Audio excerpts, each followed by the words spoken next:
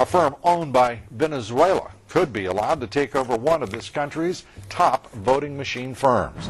Venezuela, of course, led by Hugo Chavez, working to change the views of most South American countries, move to the left. Critics of the deal say our nation's very democracy is now for sale, without anyone doing a thing about it. Kitty Pilgrim reports.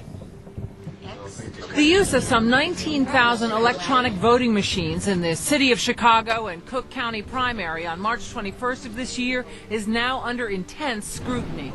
The U.S. company that makes the machines, Sequoia, was bought in 2005 by Smartmatic, a private company primarily owned by Venezuelan businessmen. When Chicago had problems with the machines, a dozen Venezuelan employees were there to help with the election. Chicago officials are outraged. I think that American elections ought to be run by American companies and ought to be run by American citizens, not Venezuelan nationals. Smartmatic is technically based in Boca Raton, Florida, but the president of the company, Jack Blaine, testified to the Chicago City Council. Fewer than a dozen Smartmatic employees work in Florida.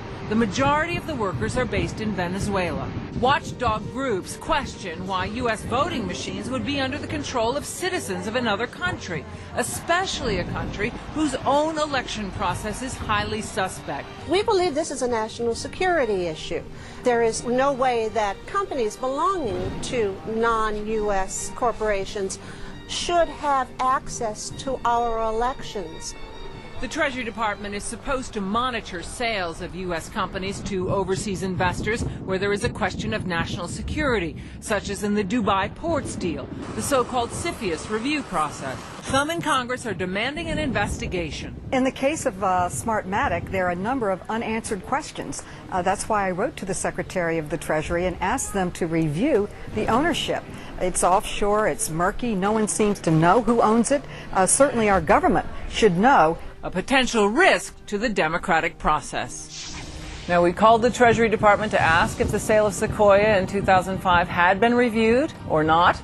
Treasury told us they were aware of the sale, but can't confirm if it's been reviewed or not.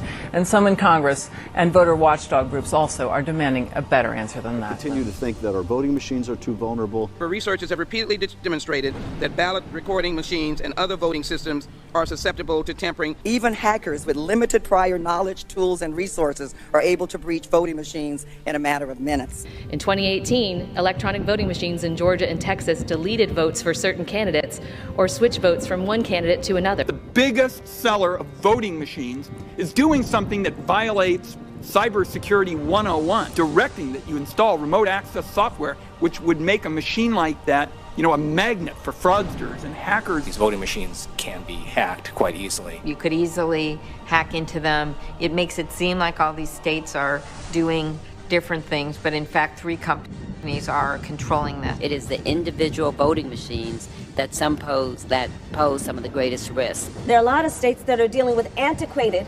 machines, right, which are vulnerable to being hacked. Workers were able to easily hack into an electronic voting machine. It was possible to switch votes. 43% of American voters use voting machines that researchers have found have serious security flaws, including back doors. We know how vulnerable now our systems were. I know the hackathon that took place last year, where virtually every machine was broken into fairly quickly. I actually held a demonstration for my colleagues here at the Capitol, where we brought in folks who, before our eyes, hacked election machines.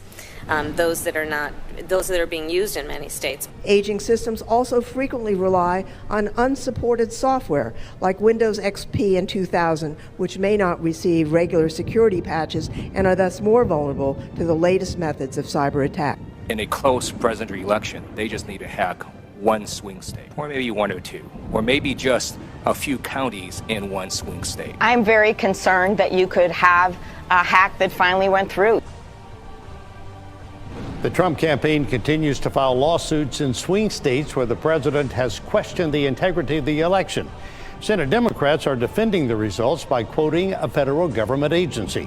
Here's Travis Fay. Was the 2020 election the most secure in U.S. history?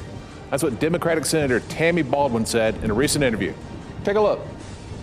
We heard from the Department of Homeland Security this week that this was probably the most secure election that's ever been run in the United States. So Baldwin said it was America's own Department of Homeland Security that deemed the election the most secure in history. Is that true?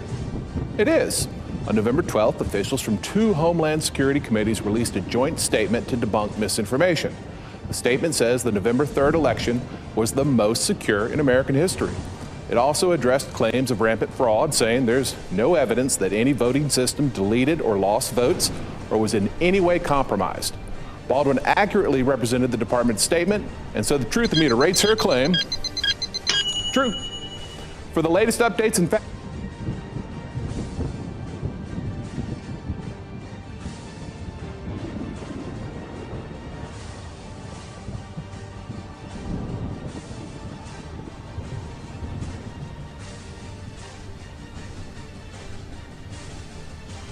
Smartmatic stays on as the technology provider of the May 2022 elections, despite figuring in a data security breach that initially cast doubt on the integrity of the polls. We are anonymous.